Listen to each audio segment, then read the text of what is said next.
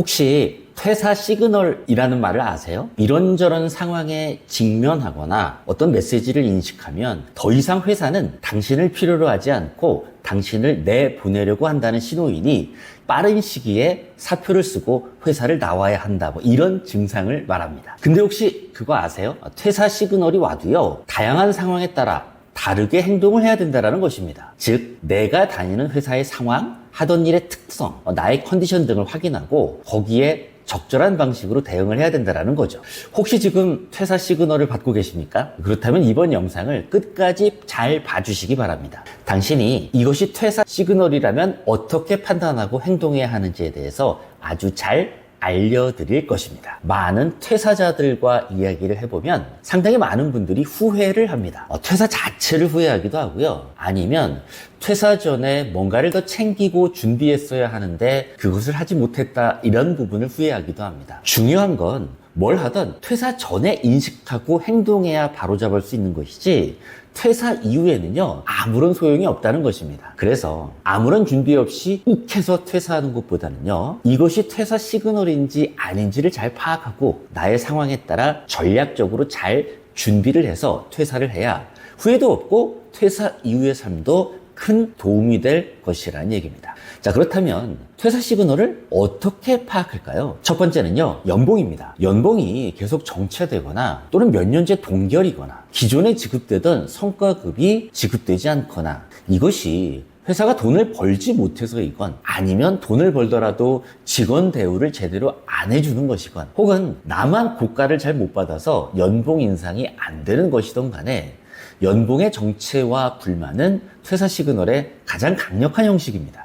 다만 이때 주의해야 될 것은, 연봉 불만이라는 것은 사실 모든 직장인들 누구에게나 있다는 것입니다. 특히 이 불만이 내가 아는 지인 몇 명, 친한 친구, 대학 동창들과 비교해서 그들보다 좀 낮을 때 상대적 박탈감이 굉장히 크거든요. 그래서 이런 비교로 해서는 절대 안 되고요. 객관적인 통계를 참고하거나 정확하게 내가 필요한 생활비를 감안해서 이를 감당할 수 있는 연봉인가를 확인하는 방식으로 평가하는 것이 중요하지 않을까라는 생각을 해봅니다. 둘째, 업무의 갑작스런 변화 또는 잘하던 업무의 배제입니다. 나름 중요한 업무에서 의욕적으로 일하고 있었는데 본인의 커리어에 전혀 맞지 않는 타 부서로 발령을 내고 현재 하던 일에 배제가 되는 경우입니다.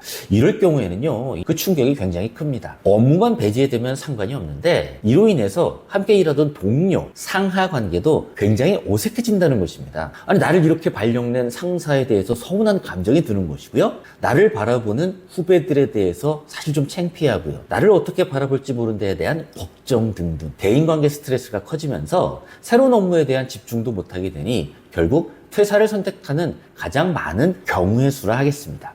셋째는요, 과도한 성과 압박 또는 업무 전가입니다. 실적 부진에 대한 원인 분석 보고서를 자꾸 작성하라고 하고요, 그 형식이나 내용에 대해서 자꾸 트집을 잡습니다. 내 업무가 아닌데 자꾸 타인의 업무를 하게 하고, 열심히 했지만 그 결과가 내가 아닌 다른 사람이 차지하는 경우가 종종 있습니다. 이 경우는요, 이게 퇴사 시그널인지 아니면 나의 성장을 촉진하는 하나의 또 다른 계기가 되는 것인지는 사실 잘 따져봐야 합니다. 일시적인 관계 문제라서 빠르게 해결하고 이를 잘 극복해서 커리어가 한 단계 더 성장하기도 하지만, 오히려 강력한 퇴사 시그널로 받아들여서 즉시 포기를 하는 그런 경우도 많습니다. 넷째는요, 회사나 업종의 미래 비전이 불투명한 경우입니다. 당장은 월급이 나오고 직장 생활을 하고 있지만 향후 미래의 흐름상 변화를 예측해 볼 때 관련 업종의 성장이 어려운 경우입니다.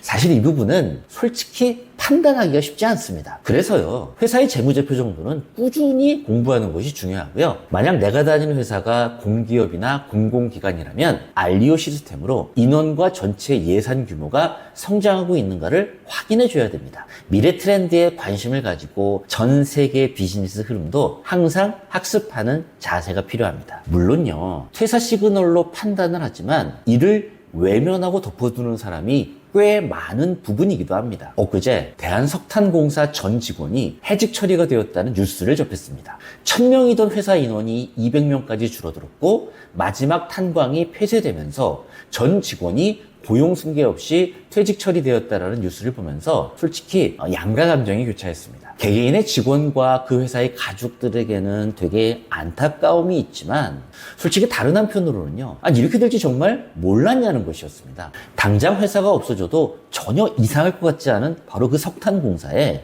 지금까지도 다니고 있었다라는 것은요. 이미 항상 퇴사 시그널을 받았지만 어떻게든 되겠지 라고 하면서 외면했다라는 것밖에는 이해할 수가 없습니다. 자, 이렇게 퇴사 시그널에 대해서 알아보았는데요. 그러면 이렇게 확인된 퇴사 시그널에 대해서 어떻게 대응하면 좋을까요? 저는요, 본인이 다니는 회사가 대기업이냐 아니면 중소기업이냐에 따라서, 그리고 내가 하는 일이 내 사업으로 할 수 있는 분야인가 아닌가에 따라서 다르게 판단하고 대응해야 된다고 생각합니다. 대기업이라면요, 이러한 퇴사 시그널이 왔을 때 절대 급하게 마음먹지 말고 충분히 시간을 두고 다양한 옵션을 생각해서 준비하라 라고 말씀을 드립니다. 먼저 회사 내에서 다시 재기할 수 있습니다. 바뀐 업무를 열심히 해서 새로운 역량을 보여줄 수도 있고요. 부진한 성과에 대해서는 상사에게 적절한 피드백을 요청해서 이를 바탕으로 개선 노력을 하고 이 과정을 충분히 기록으로 남겨서 나중에 인사팀에 어필할 수 있습니다. 만일 회사 내에서 더 이상 인정받기가 어렵다라고 판단이 든다면 회사의 안정적인 상황을 기반으로 다른 준비를 하는 것도 하나의 방법일 수 있습니다. 이직도 좋고요. 이직이 어렵다면 회사의 업무 중에 내 사업으로 할 수 있는 분야가 있다면 여기에 집중해보고, 만약에 내 사업으로 할 만한 분야가 아니라면 승진을 포기하고 회사의 기본적인 일을 하면서 다른 일을 준비하면 되는 겁니다. 내가 잘하고 좋아하는 일을 탐색하면서 퇴근 후 휴일 등을 이용해서 새로운 일을 하나하나 준비하고 연습해 보면 됩니다. 영상을 찍고 글을 쓰고 커뮤니티를 통해 컨텐츠를 교류하면서 내 상품이 시장에 통하는가를 계속 타진해 보면서 자기 개발을 해야 됩니다. 어느 정도 실력이 쌓이면 투잡을 하는 겁니다. 회사 일을 기본으로 하면서 준비된 일을 프리랜서로 하되 프리랜서 수입이 충분히 회사 월급을 대체할 수 있다라는 확신이 서면 그때 회사를 그만두시면 됩니다. 중요한 건요, 절대 급하게 마음먹지 말고 지금 아니면 안 된다는 생각도 하지 말고요. 다니던 회사를 충분히 활용해서 준비하셔야 된다라는 얘기입니다. 만약 여러분이 다니는 회사가 중소기업이라면요, 퇴사 시그널을 기다릴 필요 없이 신입사원으로 들어오는 순간부터 모든 것이 퇴사 시그널이라는 생각으로 준비를 하셔야 됩니다. 가장 먼저 확인해야 될 포인트는요, 해당 중소기업에서 내가 하는 일이 내가 나중에 독립해서 내 사업으로 할 수 있는 일인가를 판단하는 것입니다. 만약에 거대한 공장, 기계 등에서 생산하고 관리하는 것이거나 많은 자본을 요구하는 거대 시스템 속에서 일을 하는 것이라면 관련 분야에 더 좋은 회사로 이직을 하기 위해서 준비하는 것이 좋습니다. 이 중 제일 좋은 건요, 해당 분야의 원청기업입니다. 어떤 사람들은요, 원청기업과의 관계를 단순히 갑을 관계로 생각해서 피하고 싶은 피곤한 관계로 여기지만 어떤 사람들은요, 일을 잘하고 실력을 보여서 원청기업 담당자들의 마음을 사고 결국 그 원청기업으로 이직을 하는 경우를 저는 여러 번 봤습니다. 반면에 중소기업에서 내가 하는 일이 내 사업으로 할 수 있는 일이다라고 판단이 된다면 정말 최선을 다해서 일을 배우셔야 됩니다. 주어진 일만 하지 말고요, 정말 사장님, 경영자의 입장에서 전체 일의 프로세스와 구조를 습득하고 어떻게 일이 진행되는지, 핵심 기술은 뭐고 영업의 키포인트는 무엇인지, 시장은 어떻게 형성되어 있고 경쟁자들의 구조는 어떤지를 꾸준히 학습하고 훈련해야 됩니다.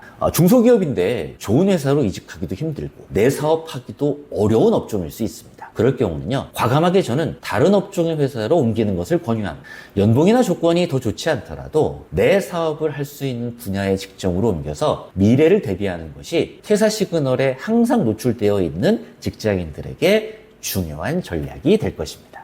자, 오늘은요, 퇴사 시그널과 이에 대응하는 전략에 대해서 말씀을 드렸습니다. 오늘 내용이 좋았다면요, 구독, 좋아요 부탁드리겠습니다. 대단히 고맙습니다.